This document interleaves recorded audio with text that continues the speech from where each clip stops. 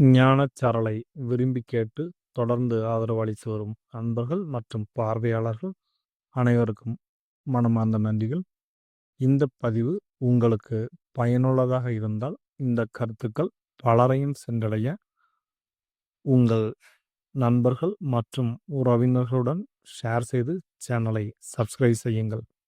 உங்கள் அன்பும் ஆதரவும் எங்களுக்கு என்றும் உறுதுணையாக இருக்கும். நன்றி. வேளம் இளைஞனாகிய எல்லாம் வல்ல ஸ்ரீ கலிதாசலமூர்த்தி பெருமானுடைய திருவருளினால் வெளிவந்து கொண்டிருக்கும் இந்த ஞானச்சாரலில் இறைவனுடைய திருவருளால் பல அரிய ஞான செய்திகளை, ஜோதிடச் செய்திகளை பல ஆயிரம் ஆண்டுகளுக்கு முன்பு நம் நாட்டில் வாழ்ந்து பிற்கால சந்ததியினர் பயன்பட வேண்டும் என்று அருளி செய்த பல யோக ஞான நூல்களிலிருந்து பல கோணங்களில் நம்முடைய முன்னோர்களாகிய ஞானிகளால் கூறப்பட்ட பல செய்திகளை ஒன்று திரட்டி பல காலங்களில் வாழ்ந்த அவர்களுடைய வாக்குகளை ஒரு செய்திக்கு ஆதாரமாக பலருடைய வாக்கியங்களை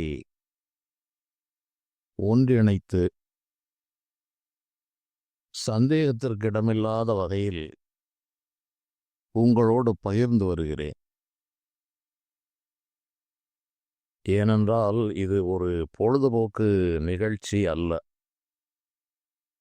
ஞானக்கண்ணை திறக்க வேண்டும், ஒரு விழிப்புணர்ச்சியை ஏற்படுத்த வேண்டும், இந்த மாய உலகத்தினுடைய பல இரகசியங்களை தெரிவிக்க வேண்டும், இந்த வாழ்விற்கு மேல் வாழ்விற்கு அப்பால் என்ன நடந்து கொண்டிருக்கிறது என்பவற்றை பற்றியெல்லாம் ஒரு சிறிதளவு இந்த ஆன்ம யோக ஞான வாழ்க்கையில் ஆர்வமுடையவர்களுக்கு ஒரு வழிகாட்டியாக இருக்க வேண்டும் என்பதால் இதை நாம் செய்து வருகிறோம்.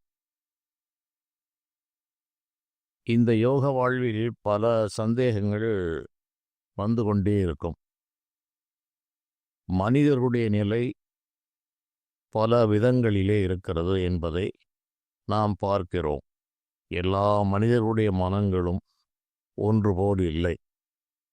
ஒரு தாய் தந்தையருக்கு பிறந்தவர்கள் 5-6 பேர் இருந்தால் அவர்களுடைய எண்ணங்களும் வேறுபட்டே இருக்கிறது. அதில் சிலர் தெய்வ நம்பிக்கை உடையவர்களாக இருக்கிறார்கள், சிலருக்கு தெய்வ நம்பிக்கையே இல்லாமலும் போய்விடுகிறது. இப்படி ஒரு குடும்பத்திலே பலதரப்பட்ட கருத்துக்கள் இருப்பதால் நாடெங்கிலும் ஒரு கருத்து ஏற்கப்படுகிறது என்பது நெடுங்கால வழக்கத்தினால், அனுபவத்தால் அது ஏற்கப்படுகிறது. எல்லாவற்றையும் மனிதர்கள் கண்மூடித்தனமாக ஏற்றுக்கொண்டார்கள் என்று கூறுவதற்கு இடம் இல்லை. காரணம் என்ன என்றால், அவர்களுக்கு முன்பு வாழ்ந்த முன்னோர்கள், மூதாதையர்கள் சிந்தித்துத்தான் ஒரு விஷயத்தை மனிதர்களுக்கு கூறியிருக்கிறார்கள். அதில் கால நிலைக்கு ஏற்ப பல மாறுபாடுகள் வந்து சேர்ந்திருக்கிறது. அதை நடைமுறைப்படுத்துவதிலும் கூட காலத்தை பொறுத்து அந்த காலங்களில் வாழ்ந்த மனிதர்கள் சாஸ்திரங்களை தவறாக புரிந்து கொண்டோ அல்லது அவர்கள் காலத்தில் அந்த இயற்றப்பட்ட காலத்தில் இருந்த சமுதாய சூழ்நிலைகள் காரணமாக உள்ள விதிகளை, சில சாமானிய விதிகளை மறுபரிசீலனை செய்யாமல் விட்டு அப்படியே கடைப்பிடித்தது என்பது சில விஷயங்கள் நம் நாட்டில் இருந்திருக்கிறது. ஆனால் சில விஷயங்கள் அவர்கள் தீர்க்க தரிசனமாக கூறியிருக்கிறார்கள். அதை பற்றி முழுமையாக நம்மால் அறிந்து கொள்ள முடியவில்லை. ஆனால் அதில் ஏதோ ஒரு விஷயம் இருக்கிறது என்ற காரணத்தால் அந்த பழக்க வழக்கங்கள் தொன்று தொட்டு இருந்து வருகிறது. இப்படி நம்பிக்கை சார்ந்த பல விஷயங்களில் இந்த இறந்து போன மூதாதையர்களுக்கு திதி தர்ப்பணங்கள் கொடுப்பது எந்த அளவு சரியானது, அது எப்படி அவர்களுக்கு போய் சேருகிறது, அவர்கள் மறுபிறவி எடுத்துவிட்டால் அந்த திதி தர்ப்பணங்கள் அவர்களுக்கு போய் சேருமா, இதை அவசியம் செய்ய வேண்டுமா என்றெல்லாம் பல கேள்விகள் பல காலங்களிலும் இருக்கிறது. ஒன்றை மட்டும் நம்மால் புரிந்து கொள்ள முடிகிறது. பல சடங்கு சம்பிரதாயங்கள் காலத்திற்கு ஏற்ப, யுக தர்மம் என்று சொல்வதற்கு ஏற்ப, ஒரு 200 ஆண்டுகள் 300 ஆண்டுகள் இடைவெளியில் மாறுபட்டே வந்திருக்கிறது. அதில் சில சீர்திருத்தங்களும் இருந்திருக்கிறது. பல வழக்கங்கள் கைவிடப்பட்டும் இருக்கிறது. சில புதிய விஷயங்களை காலத்துக்கு ஏற்ப மாற்றிக்கொண்டவர்களும் இருக்கிறார்கள் என்ற உண்மையை நடுநிலையோடு நாம் பார்க்க வேண்டும். பார்த்தால் நமக்கு உண்மை புரியும். பொதுவாக இந்த நடுநிலை என்பது மிக மிக அவசியம். எந்த ஒரு சம்பவத்தையோ நிகழ்ச்சியையோ நடுநிலையோடு பார்த்தால் மட்டும்தான் அதனுடைய மெய்ப்பொருள் விளங்குமே தவிர, நமக்கென்று ஒரு முடிவை வைத்து கொண்டு நாம் அதை ஆராயக்கூடாது. அவ்வாறு ஆராய்ந்தால் நமக்கு உண்மை பொருள் விளங்காது. அது தவிரவும் இந்த நாட்டில் உள்ள சடங்கு சம்பிரதாயங்கள், நம்பிக்கை சார்ந்த விஷயங்கள் அல்லது ஆதாரபூர்வமான அறிவியல் செய்திகள் என்று எப்படி எடுத்துக்கொண்டாலும் இந்த இயக்கங்களுக்கெல்லாம் தலைவன் இறைவன். அவன் ஏதோ ஒரு வழியில் இந்த மானிட சமுதாயத்தை, இந்த அண்ட கோளங்களில் இருக்கிற ஒரு சிறு கடுகு போன்ற இந்த பூமியில் மானிட வாழ்க்கை என்ற ஒரு நாடகத்தை நடத்தி வருகிறார். அது தவிர அண்டங்களில் இருக்கிற கணக்கில்லாத லோகங்களை எல்லாம் அவர் சங்கல்ப மாத்திரத்தில் நடத்தி வருகிறார். கணக்கற்ற நிலை பெற்றவர்கள், ஜீவர்கள் அங்கு வாழ்கிறார்கள். அவர்களுக்கு பெயர்களும் கூட வேறு வேறு இருக்கிறது. அவருடைய வாழ்வு முறை வேறு இருக்கிறது. உடல் வேறு இருக்கிறது. இப்படியெல்லாம் பல விஷயங்கள் இருக்கிற நிலையில் இந்த பிரம்மாண்டங்களை எல்லாம் நினைத்து பார்த்துவிட்டு இந்த பூலோக வாழ்வு என்று நினைத்து பார்த்தால் மிக மிக குறைந்த அளவு உடையது. அதிலும் நாட்டுக்கு நாடு பழக்க வழக்கங்கள் எல்லாம் மாறி வருகிறது. இப்படி ஒரு பொதுவான சிந்தனையில் இதை ஆய்வு செய்து வர வேண்டும். இறைவன் இருக்கிறார், பாவ புண்ணியங்கள் என்பது இருக்கிறது, மறுபிறவி என்பது நிச்சயமாக இருக்கிறது. இந்த பாவ புண்ணியங்கள் தீர்வதும் கூடுவதும் குறைவதும் நடக்கிறது. இறைவனால் அது உடனடியாக தீர்வு செய்யவும் படுகிறது. சில செயல்களால் அது 100 மடங்கு பாவமும் கொடுக்கிறது, புண்ணியமும் கொடுக்கிறது. இவற்றையெல்லாம் சேர்த்துத்தான் ஒரு பொது பெயரில் இறைவனுடைய நிர்வாகம் என்று ஞானிகள் கூறினார்கள். தெய்வ நிர்வாகங்கள். இந்த தெய்வ நிர்வாகிகள் நிறைய பேர், எண்ணற்ற மனிதர்கள் இருக்கிறார்கள், இறை சக்தி பெற்றவர்கள். இவ்வாறு இந்த இறை நிர்வாக இரகசியங்களை அறிந்து கொள்ளாத ஒரு காரணத்தால் மனிதர்களுக்கு சந்தேகங்களும் அளவில்லாமல் வருகிறது. தன்னை பற்றியே ஒரு தெளிவு அநேகமாக இறைவன் பலருக்கு வைக்கவில்லை. எப்படி வந்தோம், எங்கு போகப் போகிறோம், அடுத்து என்ன நடக்கப் போகிறது என்று எதுவுமே தெரியாது. தன்னை சுற்றி இருப்பவர்களுடைய நிலையும் நிச்சயமாக தெரியாது. ஆனால் இந்த மனித மனம் அறிய விரும்புவது கோடிக்கணக்கான விஷயங்களில் தெளிவை உடனடியாக எதிர்பார்க்கிறது. இப்படி பல மனிதர்களை நான் பார்த்திருக்கிறேன், பல கேள்விகளை நான் சந்தித்திருக்கிறேன். எனக்குள் எழுந்தவை சில, அவைகளெல்லாம் இறைவனால் தீர்த்து வைக்கப்பட்டது. ஆனால் இந்த ஆன்மீக உலகத்தில் நுழையும் போது மனிதர்களுக்கு கணக்கில்லாத சந்தேகங்கள் வருவதை நம்மால் பார்க்க முடிகிறது.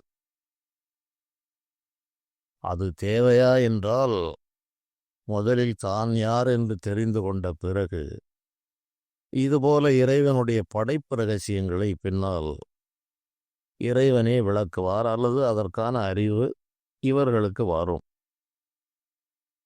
கேள்வி எழுவதில் தவறில்லை, கேட்பதிலும் தவறில்லை. அப்படி இது போன்ற ஒரு நிலையில் யுக தர்மப்படி இறைவன் இந்த உலகத்தை நடத்தி வருகின்ற நிலையில் காலத்திற்கு ஏற்ப மக்கள் மனங்களில் மாற்றங்கள் ஏற்படுகிறது. ஒரு காலகட்டங்களில் உடன்கட்டை ஏறுதல் என்பது இருந்தது. பிற்காலத்தில் அந்த உடன்கட்டை ஏறும் வழக்கம் ஒழிந்தது. இந்த உடன்கட்டை ஏறும் வழக்கம் எப்படி வந்தது என்பதையெல்லாம் மூலத்தை ஆராயும் போது அதற்கு பல காரணங்கள் எல்லாம் இருக்கிறது. நாடு எப்போதும் அமைதியாக போர்க்களம் இல்லாத நிலையில் இருந்ததா என்றால் அப்படி இருக்கவில்லை. சரித்திரங்களை ஆய்வு செய்யும் போது பல அந்நிய படையெடுப்புகள், பல விஷயங்களெல்லாம் நடந்திருக்கிறது. இந்த நிலையில் தங்களை காப்பாற்றிக் கொள்வதற்காகவும் எதிர்காலத்தை எப்படி அமைக்கப் போகிறோம் என்று தெரியாத நிலையிலும் நெருக்கடி நிலையில் சில பழக்க வழக்கங்கள் ஏற்பட்டிருக்கலாம். பிறகு அதுவே சட்டமாக நிர்பந்திக்கப்பட்டும் இருக்கலாம்.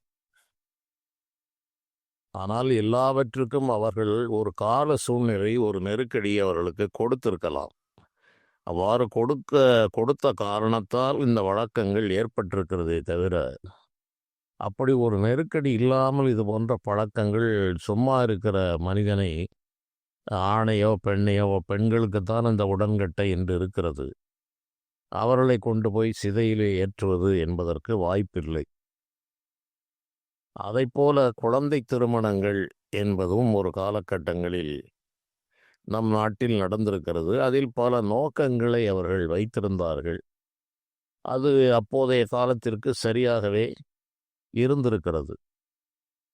ஆனால் அதில் என்ன ஒரு குறைபாடு என்றால், அந்த குழந்தை திருமணம் நடந்து அது என்னவென்றே புரியாத நிலையில் அந்த பையனோ குழந்தையோ இறந்து போய்விட்டால் மீண்டும் அதற்கு திருமண வாழ்க்கை என்பது இல்லை என்று அப்படியே வைத்து விடுவது என்ற ஒரு நம்பிக்கை சார்ந்த செயல்கள் நடைபெற்றிருக்கிறது.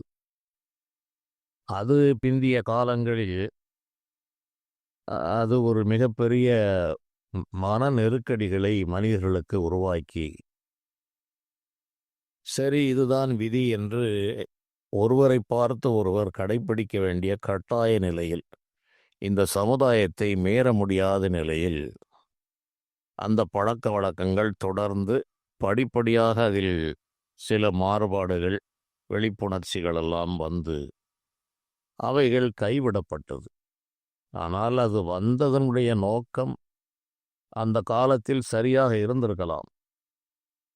பல சீர்திருத்தங்களை செய்து அதை மறுபரிசீலனை செய்து அதனுடைய குறைகளை களைய வேண்டும், எந்த ஒரு பழக்க வழக்கமாக இருந்தாலும். அப்படியே பின்பற்றுவது என்பது நெடுங்காலம் நடைபெறாது.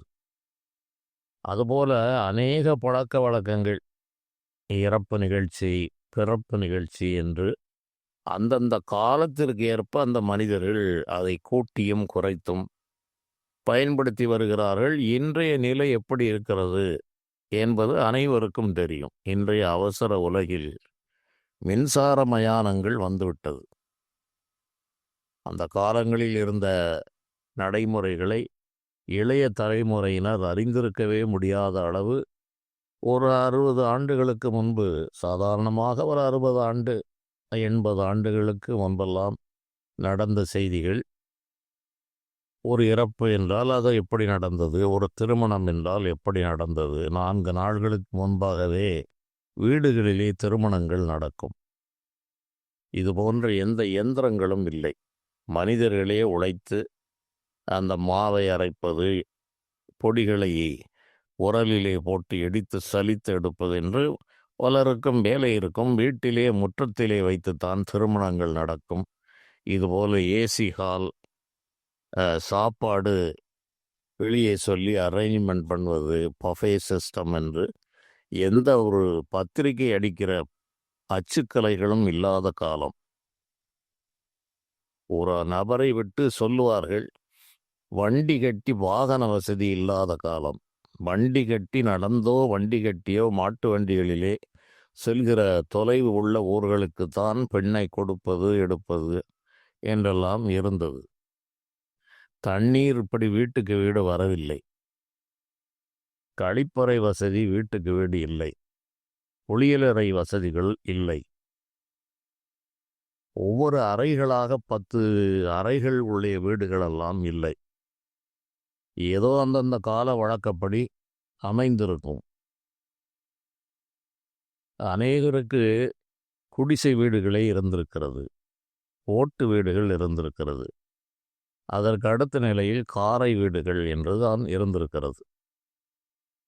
இப்படி எந்த வசதியும் இல்லாத நிலையில் அன்று நடந்த நிகழ்ச்சிகள் இன்று எப்படி மாற்றமடைந்திருக்கிறது என்பதை சிந்தித்து பார்க்க வேண்டும்.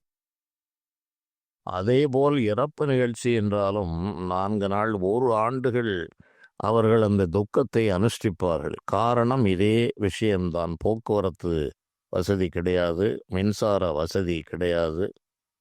அண்ணன் தம்பி பங்காளி என்று அடுத்தடுத்து ஒன்று போல வாழ்வார்கள். ஒரு வீட்டிலே ஒரு இறப்பு நிகழ்வு என்றால் அனைவருக்கும் அது பாதிப்பை தரும் என்று ஒரு வருட காலத்திற்கு எந்த ஒரு விழாக்கள் கொண்டாடுவது, கோயில்களுக்கு செல்வது என்பதெல்லாம் நிறுத்தி வைக்கப்பட்டது. இப்படி இப்போது உள்ள காலத்தின் நிலை அப்போது இல்லை. அது இறந்தாலே 3 நாள்கள் குறைந்ததாகும். உடனடியாக எடுக்க முடியாது. அது மயானங்கள் தயார் செய்யப்பட வேண்டும், விறகுகளை சேகரிக்க வேண்டும், சுமந்து செல்ல வேண்டும். வாகனங்கள் கிடையாது. மனிதர்கள்தான் சுமக்க வேண்டும். வந்திள மைந்தர் குனிந்து சுமந்து சுடலையடைந்து என்று ஞானிகள் கூறுகிறார்கள். வந்து இளம் மைந்தர்கள் குனிந்து சுமந்து சுடலையடைந்து மானிட வாழ்வன நொந்து விறகிட மூடி அழல் கொண்டு போட வெந்து விழுந்து முறிந்து நிணங்கள் உருகி எலும்பு கருகி அடங்கி ஓர்பிடி நீரும் இல்லாத உடம்பை நம்பும் அடியேனை இனி ஆளுமே என்று பட்டினத்து பெருமான் கூறுகிறார். இப்படி அவர்கள்தான் மைந்தர்கள் சுமந்து செல்ல வேண்டும். அந்த நிலைகளெல்லாம் போய்விட்டது. இப்போது மிக வசதியான ஏசி செய்யப்பட்ட ஊர்திகள் இருக்கிறது. இறந்து போன மனிதனை உடனடியாக அந்த ஏர் கண்டிஷன் பெட்டியிலே வைத்து விடுகிறார்கள். நோய்க்கிருமிகள் பரவும், உடல் கெட்டுவிடாமல் இருக்க வேண்டும் என்று வைக்கப்படுகிறது. முந்தைய காலங்களில் அன்று சுடலையில் வைத்து விட்டால் மறுநாள் காலையில் போய் அந்த தீயை ஆற்றுவது என்று, காடாற்றுவது, தீ ஆற்றுவது, காடு அயர்த்தல் என்ற ஒவ்வொரு வட்டாரத்திற்கும் ஒரு வழக்கு சொற்கள் இருந்தது. இவருடைய உடம்பு அங்கு ஒட்டாருடைய உடம்பு எரிகிற வரை அந்த காட்டு நினைவு இவர்களுக்கு இருக்கும். மறுநாள் அந்த சாம்பல், எலும்பு இவற்றையெல்லாம் கரைத்து நீரில் மூழ்கி வருகிற வரை இவர்களுக்கு அந்த பந்தம் இருந்து கொண்டிருப்பதால் அந்த செயல்களை முடித்துவிட்டு அது காடு அயர்த்தல், காட்டை மறந்து விடுவது என்று ஒரு வழக்கம் இருந்தது. தீ ஆற்றுதல், காடு ஆற்றுதல் என்றெல்லாம் வட்டாரத்திற்கு தக்கவாறு வழக்கம் இருந்தது. அதற்கு ஒரு சடங்கு இருந்தது. அதன் பிறகு 16வது நாள் சில காரியங்கள் நடத்தினார்கள். தற்போது 30வது நாள் என்பது பொதுவாக அநேக இடங்களில் கையாளப்படுகிறது. 30வது நாள் ஏதேனும் ஒரு தீர்த்த கரைக்கு, ஆறுகளுக்கு, காவேரி, தாமிரபரணி, ராமேஸ்வரம் என்று அவர்கள் இருப்பிடத்திற்கு தக்கவாறு கூடுதுறை, பவானி என்று பல இடங்களுக்கும் சென்று அதை முடித்து விடுவது. சில பிரிவினர் ஓராண்டுகள் வரை அதை கடைப்பிடித்து அந்த ஆண்டு திதி என்று வரும் அந்த அவர்கள் இறந்த திதியை மறு ஆண்டு வருகிற வரையிலும் அவர்கள் சில காரியங்களை ஒத்திவைப்பார்கள். இப்போது அப்படி இல்லை. சூழ்நிலை மின்சார மயானம். ஒரு 2 மணி நேரத்தில் அந்த சாம்பலை கரைத்துவிட்டு அன்றைக்கே அனைத்தையும் முடித்துவிட்டு அவரவர்கள் வேலையை பார்த்து சென்று விடுகிறார்கள். இது இப்படிப்பட்ட காலம். இப்படி நாம் காலத்துக்கு ஏற்ப அநேக விஷயங்களை கைவிட்டிருக்கிறோம் என்பதை நான் நினைவுபடுத்துகிறேன். இவையெல்லாம் சொன்ன பிறகுதான் இந்த திதி தர்ப்பணம் போன்றவை எந்த அளவு வேலை செய்கிறது என்பதனுடைய நுட்பமான விஷயங்களை நாம் தெரிந்து கொள்ள முடியும், விளக்க முடியும். காலத்திற்கு ஏற்ப மனித செயல்கள் மாறிக்கொண்டிருக்கிறது என்பதை முதலில் புரிந்து கொள்ள வேண்டும். வழிபாடு முறைகளும் ஆலய கும்பாபிஷேகம் போன்ற பல விஷயங்களும் மாற்றம் பெற்றே வந்திருக்கிறது. இது போன்ற சில ஆலயங்களில் 100 ஆண்டுகளுக்கு முன்பு நடந்த ஆலய கும்பாபிஷேக அந்த கணக்கு வழக்குகள் சிலவற்றை பார்க்க நேரிட்டது. மிக குறைந்த விலையில் கணக்கில்லாத பொருள்களை வைத்து அவர்கள் இந்த கும்பாபிஷேக விழாக்களை நடத்தியிருக்கிறார்கள். மிக குறைந்த செலவு, விலைவாசி மிக மிக குறைவு. அவற்றை படிக்கும்போது பிரமிப்பாக இருந்தது. ஒரு முழு கும்பாபிஷேகம் ஒரு 5-6 நாள்கள் நடத்தி முடிப்பதில் குறைந்த காசுகளிலே கணக்கில்லாத பொருள்களை வாங்கியிருக்கிறார்கள் என்று நம்மால் தெரிந்து கொள்ள முடிகிறது. ஆனால் இன்று அவை அப்படி நடக்கிறதா என்றால் இல்லை.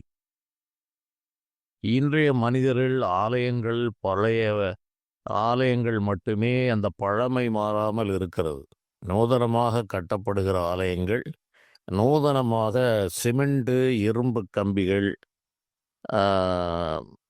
கெமிக்கல், அந்த வண்ணப்பூச்சுக்கள் என்று அவை இன்றைய நிலையில் தான் கட்டப்படுகிறது. ஆனால் இடையில் அதில் டைல்ஸுகளை அதை ஒட்டு என்றெல்லாம் மனிதர்கள் அதை வேறு விதமாக மாற்ற முயன்றால் அந்த இலாக்காவானது அந்த பழமை மாறக்கூடாது என்பதில் ஒரு தெளிவான முடிவை எடுத்து சுண்ணாம்படிப்பதை கூட தவிர்த்து இயற்கையாக அந்த கற்கள் இருக்க வேண்டும் என்று ஒரு 30 ஆண்டுகளுக்கு முன்பே அதை செயல்படுத்தினார்கள். அது வரவேற்கத்தக்கது. காரணம் என்னவென்றால், சுண்ணாம்புகளையோ வண்ணப்பூச்சுகளையோ அடித்து விட்டால் அந்த கற்களில் விரிசல் விட்டிருந்தால், கீறல் இருந்தால் நெடுங்காலங்கள் இருக்கிறது. அதுபோன்ற கட்டடங்களில், கல் கட்டடங்களில் விரிசல் இருந்தால் கண்டுபிடிக்க முடியாது. அது இயற்கையாக இருந்தால் எந்த நிலையில் இருக்கிறது என்பதை நாம் தெரிந்து கொள்ளலாம் என்று அந்த வழக்கங்கள் கைவிடப்பட்டது.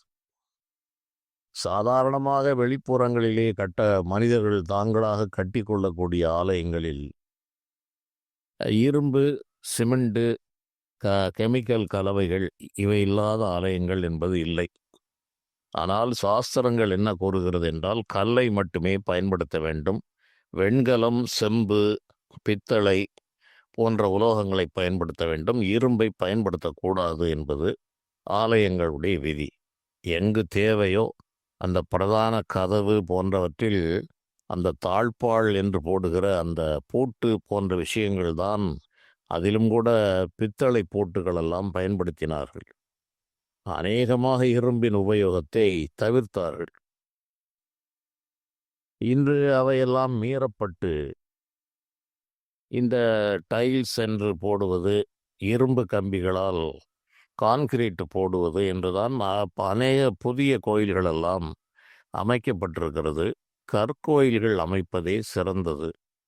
இல்லாவிட்டால் அதை இருக்கிற விதத்திலே விட்டுவிடுவதே நல்லது.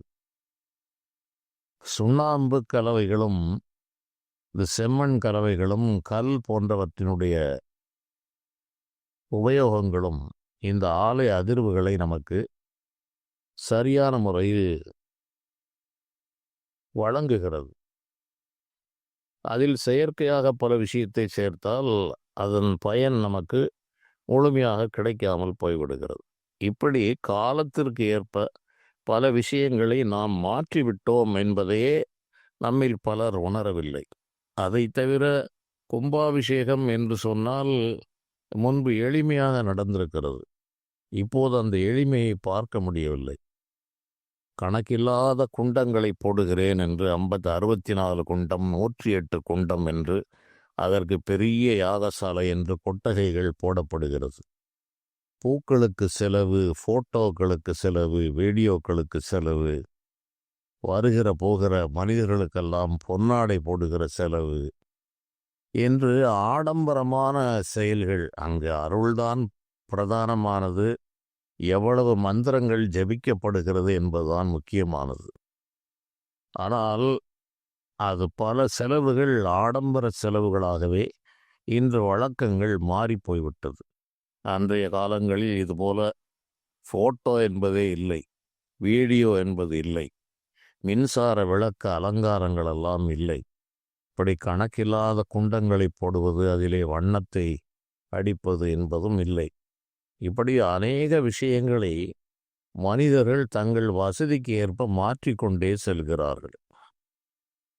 அப்படித்தான் குலதெய்வங்களுடைய கோயில்களுக்கு கோயில் வந்ததே இந்த அடிப்படையில் தான். அதற்கு முன்பு குலதெய்வம் என்றுதான் பெயரை தவிர தனித்தரே அதற்கு பெயர்கள் இல்லை, அதற்கு கோயில்களும் இல்லை, அதற்கு விளக்கு வசதிகளும் இல்லை, நித்திய பூஜைகளும் இல்லை.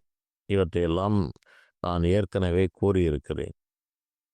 இந்த அடிப்படையில் பல விஷயங்கள் மாறி மாறி வருகிற நிலையில் இந்த திதி தர்ப்பண விஷயங்கள் தற்போது அனைவரிடமும் ஒரு 40 ஆண்டுகளுக்குள் படிப்படியாக இந்த பத்திரிகைகள், பலவித ஊடகங்களிலே இந்த அமாவாசை முக்கியமானது, இவற்றை செய்யுங்கள் என்று அனைவரும் இதை கடைப்பிடிப்பதையும் நான் பார்க்கிறேன். 60 ஆண்டுகளுக்கு முன்பு இதுபோல் யாரும் அந்த 3 அமாவாசைகளை முக்கியம் என்று தேடி ஒரு சிலர் அந்த பாரம்பரியமாக அந்த வீட்டிலே செய்திருந்தால் மட்டுமே அமாவாசை விரதம் என்று இருந்து கொள்வார்கள். மற்ற அநேகர் அதை பற்றி கண்டுகொள்வதில்லை. அவர்களுக்கு திதி அமாவாசையா என்பது கூட சிந்திக்க முடியாத நிலையில் அவர்களுடைய வாழ்க்கை நிலை இருக்கும். அப்படி உள்ளவர்கள் அந்த 30 நாள் கடமை செய்ததோடு வேலை முடிந்தது என்று விட்டு விடுவார்கள். அமாவாசைக்கு அமாவாசை இந்த இறந்து போனவர்களுக்கு அந்த கடமைகளை செய்வது என்பது ஒரு நிலையில் இல்லை. அதைத்தான் நான் ஆரம்பத்தில் விரிவாக கூறியது. காலத்திற்கு ஏற்ப ஒரு 100 ஆண்டுகளுக்கு இடையில் இந்த பழக்க வழக்கங்கள் மாறிக்கொண்டே இருந்திருக்கிறது. வள்ளுவருடைய காலத்திலே நீத்தார் கடன் என்று தென்புலத்தார் என்று அந்த இறந்து போனவர்கள் தென்புலத்தார் என்றே கூறுகிறார். அது நீத்தார் கடனுக்கு செய்ய வேண்டும் என்று சொல்லப்படுகிறது. சாஸ்திரங்களிலும் அவ்வாறு சொல்லப்பட்டிருக்கிறது.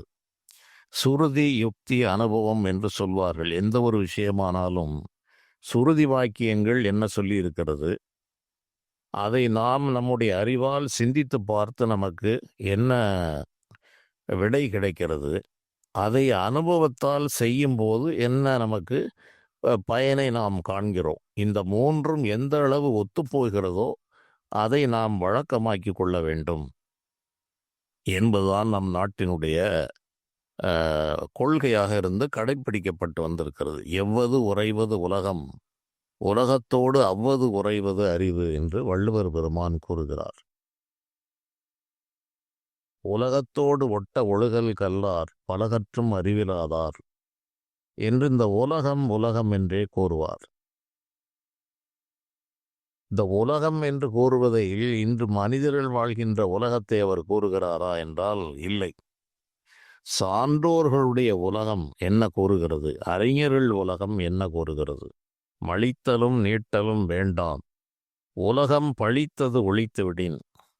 உலகத்தார்கள் சான்றோர்களுடைய உலகம் எவையெல்லாம் தீய செயல்கள் என்று வகுத்திருக்கிறதோ அந்த காரியங்களை விட்டுவிட்டால் நீ மொட்டை அடித்து கொள்ளவும் வேண்டாம், தாடி வளர்த்து கொள்ளவும் வேண்டாம் என்று கூறுகிறார். உன்னுடைய செயல்களில் நியாயம் இருந்தால் போதுமானது, வெளி வேடத்தால் பயனில்லை என்று கூறுமிடத்து அவர் கூறுவது உலகம் என்று கூறுகிறார். எவ்வது உறைவது உலகம் என்றால், இந்த உலகத்து மனிதர்கள் பலருக்கு பல அபிலாஷைகள் இருக்கலாம். அவர்கள் மது, மாது, சூது என்று போகிறார்கள். அந்த உலகத்தை அவர் குறிப்பிடவில்லை. ஆன்றோர்கள், சான்றோர்கள், அறிவில் சிறந்தவர்கள் எந்த பாதையில் செல்கிறார்களோ, எவ்வது உறைவது உலகம், உலகத்தோடு அவ்வது உறைவது அறிவு என்று கூறுகிறார். சான்றோர்களால் எது சொல்லப்பட்டதோ அதை கடைப்பிடியுங்கள் என்று இந்த உலகு என்று பல இடங்களில் கூறுகின்ற சந்தர்ப்பங்களெல்லாம் சான்றோருடைய உலகத்தைத்தான், கற்றவருடைய உலகம், மெய்யறிவு பெற்றவருடைய உலகம் என்று எடுத்துக்கொள்ள வேண்டும். இதுபோல நான் கூறுகிறேன் என்றால் அதுவும் சுருதி, யுக்தி, அனுபவம் என்ற மூன்றிற்கும் ஒத்து வந்தால் எடுத்துக்கொள்ளலாம், இல்லாவிட்டால் விட்டுவிடலாம். அந்த நிலையில் இந்த திதி தர்ப்பணங்கள் ஒரு காலத்தில் இல்லாமல் இருந்து திரும்ப மீண்டும் ஒரு கால சூழ்நிலையில் அது அதிகமாக கடைப்பிடிக்கப்பட்டு, ஒரு கால சூழ்நிலையில் முற்றிலும் அவையெல்லாம் இந்த வாழ்க்கை தரத்தை பொறுத்துத்தான் இவையெல்லாம் அமைந்திருக்கிறது, கைவிடப்பட்டு ஒரு 60 ஆண்டுகளுக்கு முன்பு இந்த விழிப்புணர்ச்சி என்பதில்லை. ஆடி அமாவாசை, தை அமாவாசை, புரட்டாசி மகாலயம் என்பது சாஸ்திரங்கள் அறிந்தவர்கள் ஒரு சிலர் மட்டுமே இதை செய்து வந்தார்கள். இதை நானே பார்த்திருக்கிறேன்.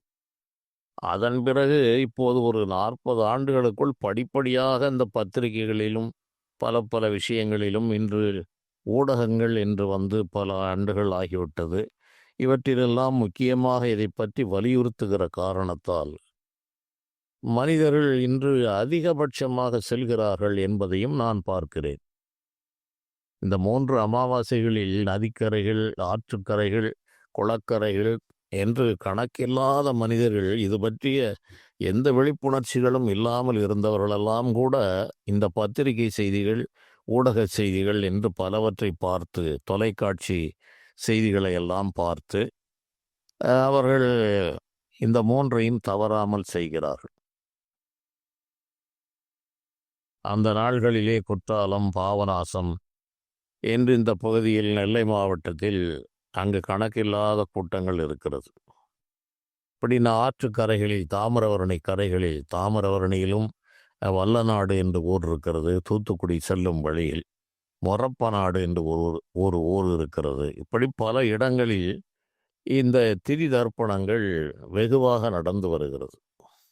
இவற்றில் உண்மைகள் இருக்கிறதா என்றால், நன்றி செலுத்துகிற விதமாக, அவருடைய நினைவை போற்றுகிற விதமாகவும், அவர்கள் தூல உடல் அழிந்து போனாலும் சூக்கும சரீரம் அழியும் வரை நமக்கும் அவர்களுக்கும் ஒரு தொடர்பு, நாமும் அந்த உடலோடு வாழ்கிறோம்.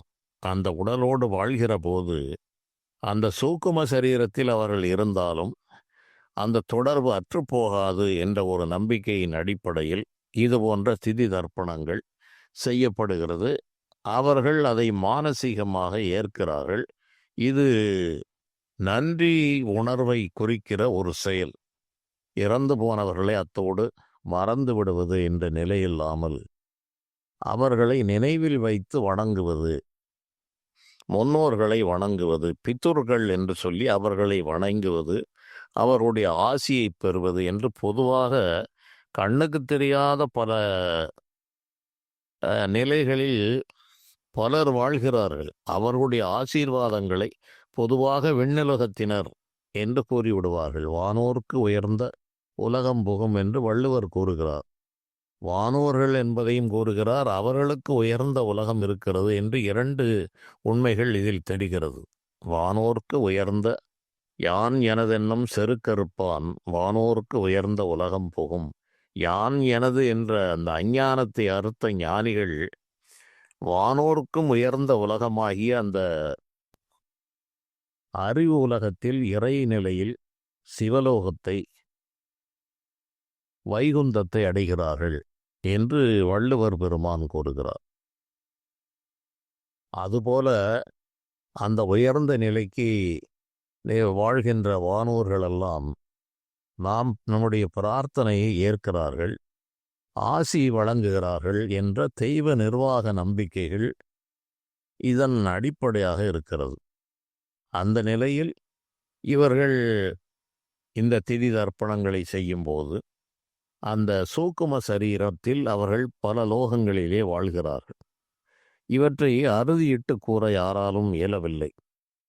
எப்போது பிறவி கிடைக்கும், எதுவரை அவர்கள் சூக்கும தேகத்தில் இருப்பார்கள் என்பதெல்லாம் உறுதி செய்து கூற வாய்ப்பில்லை. ஆகவே ஒரு இல்லறவாசி இயன்ற வரையில் இந்த முக்கியமாக 3 அமாவாசைகளை அவர்கள் நினைவாக அதற்கான மந்திரங்களெல்லாம் அதை பல காலங்களுக்கு முன்பு பார்க்கும்போது 1 மணி நேரம் குறைந்தபட்சம் ஒரு நபருக்கு ஆகும். அந்த மந்திரங்களை அமாவாசை திதி மந்திரங்கள் என்று வந்தால் ஒரு நபருக்கு அந்த மந்திரத்தை ஜெபிப்பதற்கு குறைந்தது 1 மணி நேரம் ஆகும்.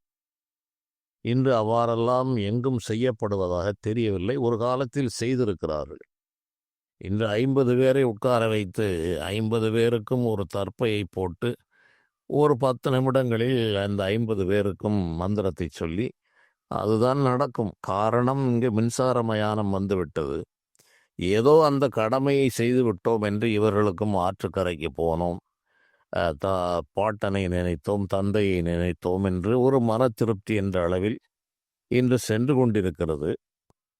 ஆனால் உண்மையிலே மனதால் அவர்களை நினைத்து காலம் முழுவதுமே அவர்களை நன்றி செலுத்தலாம். அந்த அமாவாசை என்றுதான் செலுத்த வேண்டும் என்பது ஒரு சட்டதிட்டத்திற்கு மனிதனை கொண்டு வருவதற்காக ஏற்படுத்தப்பட்டது தவிர, வானில் நிகழ்கிற பல நிலைகளில் அமாவாசை பௌர்ணமி என்பது கனத்த நாட்கள் என்று ஜோதிட சாஸ்திரம் கூறுகிறது.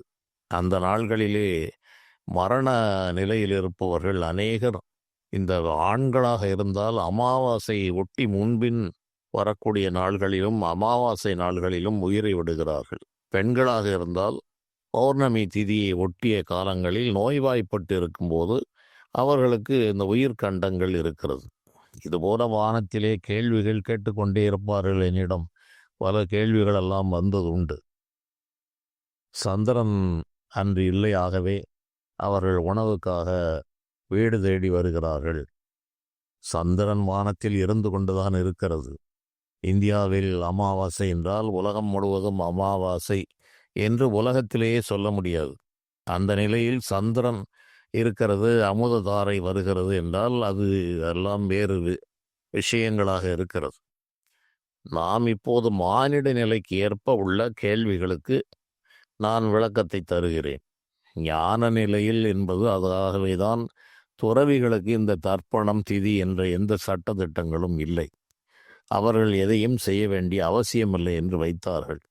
இல்லறவாசிகளுக்கு மட்டும் இவை விதிக்கப்பட்டது. அந்த அமாவாசை தர்ப்பணங்களிலும் கூட ரிஷிகளுக்கு யார் செய்வார்கள்? அவர்களுக்கு குழந்தை குட்டிகளெல்லாம் இல்லை என்றால் அந்த மந்திரங்களிலே சர்வ ரிஷிகளுக்கும் அவர்களுக்கு தர்ப்பணம் செய்வதாக சர்வ ரிஷிகணான் தர்ப்பயாமி, சர்வ ரிஷி கண பத்தினி தர்ப்பயாமி என்றெல்லாம் வருகிறது. ஒரு சாதாரண ஒவ்வொரு மனிதனும் செய்யும்போது எல்லா ரிஷிகளுக்கும் இவன் சேர்த்தே தர்ப்பணத்தை செய்கிறான். அந்த ரிஷிகளுடைய மனைவிமார்களுக்கும் சேர்த்து செய்வதாக அந்த மந்திரங்கள் சொல்லப்படுகிறது. இவையெல்லாம் நுட்பமான விஷயங்கள். இதில் பல மனிதர்களால் ஏற்றுக்கொள்ள முடியாத கருத்துக்களும் இருக்கிறது. தற்போது அது தேவையில்லை. சாதாரணமாக செய்ய வேண்டுமா என்றால் செய்ய வேண்டும். எப்படி போய் சேர்கிறது என்பதெல்லாம் அலைவரிசையில் போய் சேர்கிறது. உங்களுடைய எண்ணங்கள் தான் அதை கொண்டு போய் சேர்க்கிறது. அதை இன்றைய அறிவியலோடு பொருத்தி பார்க்க வேண்டும் என்றால் எத்தனையோ விஷயங்கள் வான்வெளியிலே பயணம் செய்து மனிதனை அடைகிறது. தொலைபேசி உரையாடல்களே வான்வெளியில் செல்கிறது. அனைத்து விஷயங்களும் வானத்தையே ஊடகமாக பயன்படுத்தி இன்று செயல்பாடுகள் நடக்கிறது. வானம் என்பது, ஆகாயம் என்பது மிகப்பெரிய ஊடகம். கண்ணுக்கு தெரியாத அதிர்வுகளெல்லாம் கூட பல வேலைகளை செய்கிறது என்பதை இன்றைய அறிவியல் வளர்ச்சியை வைத்து நாம் தெரிந்து கொள்ளலாம். அதுபோல எண்ணங்களுக்கு மிக அதீதமான ஆற்றல் உண்டு. அந்த எண்ணங்களின் விளைவாக அவர்களுக்கு அது போய் சேருகிறது என்ற நம்பிக்கையோடு அந்த அளவில் இதை வைத்து கொள்ளலாம். அதற்கு மேல் ஆராய்ச்சி செய்து மறுபிறவி கிடைத்து விட்டால் என்ன ஆகும் என்ற கேள்விகள் எல்லாம் இருக்கிறது. நான் கடந்த சில மாதங்களுக்கு முன்பு சொன்னது போல ஒரு பையனுக்கு போன ஜென்ம நினைவு வந்தது. அவனுக்கு 7-8 வயதுகள் தான் இருக்கலாம். அந்த பையனுடைய தாத்தா தான் நான் இப்போது வந்து பிறந்திருக்கிறேன் என்று அவன் சொல்லுகிறான். இந்த கம்பெனியில் வேலை செய்தேன், இங்கே என்னுடைய கம்பெனி இருக்கிறது, இங்கே வீடு இருக்கிறது, மனைவி இருக்கிறார் என்றெல்லாம் சொல்லுகிறான். அவனுடைய தந்தை இவனுக்கு மகன் முறையாக வருகிறது. அப்போது இவனுடைய அந்த பையனுடைய தந்தை திதி தர்ப்பணம் செய்தால் அவனோ மறுபிறவி அடைந்து விட்டான், தனக்கே மகனாக இருப்பதாக தெரிகிறது. இது எப்படி போய் சேரும் என்றால், அவை அந்த அழைப்புகள் எப்படி நமக்கு தேவையில்லாத தொலைபேசி அழைப்புகள் இந்த ஆட்டோ ரிஜெக்ட் என்று போட்டு அதை தடை செய்கிறார்கள், பிளாக்கிலே போடுகிறார்கள். இதுபோல் இவற்றுக்கெல்லாம் பலர் பலவிதமாக சிந்தனை செலுத்துகிறார்கள். இது பல ஆண்டுகளாக என்னிடம் கேட்கப்பட்ட கேள்விகள்தான். அது எப்படி போய் சேரும்? அப்போதுதான் நான் கூறுவது, நீ உன் கை கால்களிலே விலங்கு எப்படி விழுந்தது என்பதை யோசித்துப் பாரப்பா. அதன் பிறகு இறைவனுடைய நிர்வாகத்தில் எத்தனை கோளாறுகள் இருக்கிறது, அதற்கு விடைகள் இருக்கிறதா என்பதை பற்றி அதன் பிறகு யோசி. உனக்கு எதுவுமே தெரியாது, முன்னும் தெரியாது, பின்னும் தெரியாது, நாளை நடக்கப் போவது தெரியாது. ஆனால் நீ கணக்கில்லாத கேள்விகளை கேட்கிறீர்கள் என்று நான் பலருக்கும் சொல்வதுண்டு. அது சிறுபிள்ளைத்தனமாக அநேகர் கேட்பார்கள். அதில் தவறு என்று கூற முடியாது. ஆனால் அவர்கள் தன்னுடைய நிலையை பற்றியே இம்மியளவும் சிந்திக்காமல் தெய்வ நிர்வாக ரகசியங்கள் அனைத்தையும் ஒரு 5 நிமிடங்களில் அறிந்துவிட வேண்டும் என்ற ஒரு குழந்தைத்தனமான ஆசையும் ஆவலும் பலரிடம் பார்க்க முடிகிறது. பெரிய பெரிய கேள்விகளை ஒரே வார்த்தையில் ஒருவர் பதில் சொல்லிவிடுவார். நமக்கு பதில் சொல்வதற்கு தயார். புரிந்துவிட முடியுமா என்றால் அதற்கு நெடுங்காலம் தயார் செய்த பிறகுதான் அந்த மனதிலே அது புரியும். அதுவரை சொல்கிற பதில்கள் எல்லாம் புரியாமல் போய்விடும். இப்படி பல விஷயங்கள் இருக்கிறது. புரியாமல் போனதெல்லாம் அறிவுக்கு பொருத்தமற்றவை என்று தள்ளுகிற நிலையும் பலரிடம் காணப்படுகிறது. அப்படி விட முடியாது. எது வந்தாலும் அதை ஆய்வு செய்தே முடிவு செய்ய வேண்டும் என்றுதான் அறிஞர்கள் கூறினார்கள். எல்லா செயல்களிலும் ஒரு நியாயம் இருக்கும், ஒரு பொருள் இருக்கும், அதில் மிகைப்படுத்தலும் விடுபடுதலும் எல்லாம் இருக்கும். அந்த நிறைகளை எல்லாம் பார்த்து குணம் நாடி குற்றம் நாடி அவற்றுள் மிகை நாடி மிக்க குழல் என்றுதான் சொன்னார். ஆகவே நடுநிலையோடு இருந்து இவற்றை ஆராய வேண்டும். ஒருதலை பட்சமாக இது சிந்தனை செய்து ஆராய்ச்சி செய்தால் நல்ல விடை நமக்கு கிடைக்காது. ஆகவே இது போன்ற செயல்கள் நடக்கிறது. பல புதிர்கள் இறைவனால் வைக்கப்பட்டிருக்கிறது. மறுபிறவி எடுத்துவிட்டால் அந்த சூக்கும தேகம் அழிந்துவிடும். சூக்கும தேகம் இருக்கும் வரைதான் அந்த பந்த தொடர்புகள் இருக்கும். ஒரு குடும்பத்தில் பிறந்த பாட்டனோ 4வது 5வது தலைமுறை பூட்டனோ யாரோ ஒருவர் பிறப்பு எடுத்துவிட்டால் அவருக்கு அந்த சூக்கும சரீரம் அழிக்கப்பட்டு வேறு ஒரு சரீரம் கொடுக்கப்படுகிறது. ஆகவே அவருக்கும் நமக்குமான தொடர்புகள் அற்று போய்விடுகிறது. மறுபிறவி எடுக்காத நிலையில் இருப்பவர்கள் யாரேனும் இருப்பார்கள். உடனடியாக மறுபிறவி எடுத்து விட்டவர்களும் இருப்பார்கள். ஆகவே இவர்கள் செய்ய வேண்டிய அந்த நினைவு அஞ்சலி, அந்த நன்றி கடன் செலுத்துகிற அந்த சடங்கு சம்பிரதாயங்களை இயன்ற வரையில் செய்யுங்கள். அதிகமான பொருள் செலவு செய்ய முடியவில்லை என்றால் நினைவால் அவர்களை நினைத்து அஞ்சலி செய்யுங்கள். இந்த உடம்பை கொடுத்தவர்கள் தந்தையும் தாயும். தாயில் சிறந்த கோயிலும் இல்லை, தந்தை சொல் மிக்க மந்திரம் இல்லை என்றுதான் நம்முடைய தமிழ்நாட்டில் நமக்கு பாடமே போதிக்கப்பட்டது. கோயில் என்பதே 2வது. தாயில் சிறந்த கோயில் இல்லை, தந்தை சொல் மிக்க மந்திரம் இல்லை என்பது மிகச்சிறந்த ஒரு பண்பட்ட ஒரு சமுதாயத்தில்தான் இது போன்ற உபதேசங்களை பார்க்க முடியும். மற்ற நிலைகளில் நாம் பார்க்க முடியாது. அந்த வகையில் தமிழ்நாட்டிலே தமிழ் மக்கள், இங்கு வாழ்ந்த பெரியோர்கள் மிகச்சிறந்த அறிவாளிகளாக இருந்திருக்கிறார்கள் என்பதில் எந்தவிதமான ஐயமும் இல்லை. சாதாரண கல்வி 1வது வகுப்புக்கு செல்லும் போதே தாயில் சிறந்த கோயிலும் இல்லை, தந்தை சொல்மிக்க மந்திரம் இல்லை, அன்னையும் பிதாவும் முன்னறி தெய்வம் ஆலயம் தொழுவது சாலவும் நன்று என்றுதான் அட்சராபியாசம் செய்யும் போதே இந்த விஷயங்களை எல்லாம் மனதில் படிய வைத்தார்கள். அதனால் இது ஓரளவு உங்களுக்கு புரிந்திருக்கும் என்று நான் நினைக்கிறேன். நன்றியாக மனதளவிலே நினைத்தால் கூட அதற்கு பயன் இருக்கிறது. அன்றைய நினைவாக ஏதேனும் வாயில்லா ஜீவன்களுக்கு முடிந்த உணவுகளை கொடுத்தாலும் பயன் இருக்கிறது. மனிதர்களுக்கு கொடுத்தாலும் பயன் இருக்கிறது. எது தர்மம் செய்தால் என்ற வரையில் தர்மம் செய்வது, பசி ஆற்றுவது என்பது மிகப்பெரிய அறம். அந்த அறத்தை செய்து கொண்டிருந்தால் கூட இந்த முன்னோர்களுடைய ஆசீர்வாதம் எப்போதுமே கிடைக்கும். அன்றைய தினம்தான் செய்ய வேண்டும் என்பது ஒரு சம்பிரதாயமாக இருந்தாலும் எல்லா நாள்களிலுமே செய்யலாம். என்றவரை நாம் செய்கிற தான தர்மங்களும் நம்முடைய நன்னடத்தைகளும் அந்த மூதாதையர்களுக்கு போய் சேருகிறது. அதன் மூலமாக அவர்கள் உயர்வு பெறுகிறார்கள். அதை முக்கியமாக தெரிந்து கொள்ள வேண்டும். இந்த ஒரு நாளில் செய்கிற செயல்களை வைத்துவிட்டு மறு ஆண்டு முழுவதும் இவர்கள் அதர்ம காரியங்களிலும் அக்கிரமங்களிலும் இருப்பதால் அந்த முன்னோர்களுக்கு பெரிய பயன் எதுவும் கிடைக்காது. ஆண்டு முழுவதும் இவன் நல்லவனாக இருக்க வேண்டும். இவன் செய்கிற புண்ணிய செயல்கள், அறச்செயல்கள் அனைத்துமே அவர்களுக்கு போய் சேரவே செய்கிறது. அந்த நல்ல நினைவுகள் எல்லாம் அவர்களுக்கும் செல்கிறது. அவர்களுடைய ஆசீர்வாதங்களும் இவர்களுக்கு கிடைக்கிறது என்பது நம்முடைய முன்னோர்களுடைய அனுபவ ரீதியான உரைகள். நடப்பிலே அனுபவித்து பார்க்கும்போது அது சரியாக இருக்கிறது. தான் தேகமல்ல, தான் சொரூப ஞானம் உடையவன், ஆத்மஸ்வரூபி. இந்த உலகம் மாயை வசப்பட்டது என்ற மெய்ஞானத்தை எவன் ஒருவன் அடைகிறானோ அவன் இந்த காரியங்களை எல்லாம் கடந்துவிட்ட நிலையில் இருப்பான். அது அவர்களுடைய உலகத்தின் தனி சட்டமாக இருக்கிறது. அவர்களுக்கு இந்த சட்டதிட்டங்கள் பொருந்தாது. இந்த உலகத்தில் வாழ்கின்ற மற்ற அனைவரும் இது போன்ற இயன்ற அளவில் காலத்தால் இவை மாறியிருக்கிறது என்பது உங்களுக்கு இப்போது நன்றாக விளங்கியிருக்கும். பழைய காலங்களில் செய்தது போல் எவருமே இப்போது செய்வதற்கு வாய்ப்பில்லை. அதற்கான ஆட்களும் இல்லை, கால சூழ்நிலைகள் இல்லை. நாடு முழுவதும் பறந்து சென்று வாழ்கிறார்கள். உலகம் முழுவதும் பறந்து சென்று வாழ்கிறார்கள். அங்கே இதற்கான வாய்ப்புகள் எல்லாம் இல்லை என்பதையும் நடைமுறை வாழ்வை சிந்தித்து பார்க்க வேண்டும். பழைய பழக்கங்கள் என்று அவற்றை மீண்டும் மீண்டும் கூறுகிறார்கள்.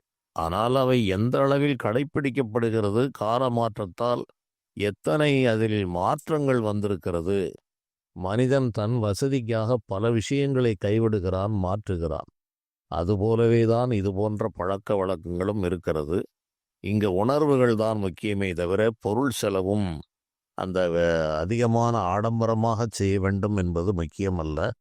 இந்த நல்ல நினைவுகளோடு செய்தால் நிச்சயமாக அவர்களுக்கு போய் சேருகிறது. பிற உயிர்களிடம் இரக்கம் காட்டுவது இறைவனுக்கே போய் சேருகிறது என்றால் பிதுர்களுக்கு நிச்சயமாக போய் சேரும். படமாடக் கோயில் பகவர்க்கு ஒன்று ஈயின், நடமாடக் கோயில் நம்பர்க்கு அது ஆகா. நடமாடக் கோயில் நம்பர்க்கு ஒன்று ஈயின், படமாடக் கோயில் பகவர்க்கு அது ஆமே. இது எந்த நாட்டிலும் இவ்வாறு சொல்லவில்லை. மிகப்பெரிய ஒரு உண்மையை மனிதநேயம் மனிதநேயம் என்று பலர் பேசுகிறார்கள். இதற்கு மேல் மனிதநேயத்தை பல ஆயிரம் ஆண்டுகளுக்கு முன்னால் திருமூலர் பெருமான் கூறியிருக்கிறார். படமாட கோயில் என்றால் சாஸ்திர சம்பிரதாயப்படி அமைந்த கோயில்களிலே சென்று நீங்கள் பலவிதமான திரவியங்களால் அபிஷேக ஆராதனைகள் செய்து நைவேத்தியங்களை படைத்தால் அது நடமாடிக்கொண்டிருக்கிற மனிதன், இவனும் ஒரு தெய்வ நிலைக்கு நம்பன் என்று கூறுகிறார். இறைவனுடைய படைப்பிலே ஒருவனாகிய மனிதனுக்கு அது ஆகாது, பயன்படாது. நடமாடிக்கொண்டிருக்கிற ஒரு ஜீவனோடு இயங்குகிற ஒரு மனிதனுடைய பசியை ஆற்றினால் அவனுக்கு செய்கிற உதவிகள் படமாடக் கோயில் பகவனுக்கு அது ஆமே. அந்த கோயிலிலே நுட்பமாக அந்த விக்கிரகங்களிலே அமர்ந்து அருளாட்சி செய்கிற இறைவனுக்கு அது போய் சேர்ந்துவிடும். அங்கே நீ செய்வது இங்கே நடமாடிக்கொண்டிருக்கிறவனுக்கு பசியை ஆற்றாது என்று மிக தெளிவாக இவர்களெல்லாம் மனிதநேயத்தை அனைத்து ஞானிகளும் சொல்லியிருக்கிறார்கள். இவை காலத்தால் மறக்கப்பட்டு மறைந்து போய்விட்டது. நம்முடைய துரதிருஷ்டம். அதை எடுத்து சொல்வாரும் இல்லை. அதனால் இது போன்ற செயல்களில் பல உண்மைகள் இருக்கிறது. பிறப்பு, மறுபிறப்பு என்பவை ஆவி உலக வாழ்க்கைகள் அதில் உள்ள நிலைகள், அதில் உள்ள துன்பங்கள் எல்லாம் கணக்கில்லாத நுணுக்கங்கள் இருக்கிறது. அனைத்தையும் ஒரே தொடரில் கூறுவது சாத்தியமல்ல. செயல்களை செய்ய வேண்டும். நேர்மையோடு செய்தால் நிச்சயமாக முன்னோர்களுடைய ஆசீர்வாதம் கிடைக்கும். மேலும் இது போன்ற செய்திகளை பார்க்கலாம். நன்றி.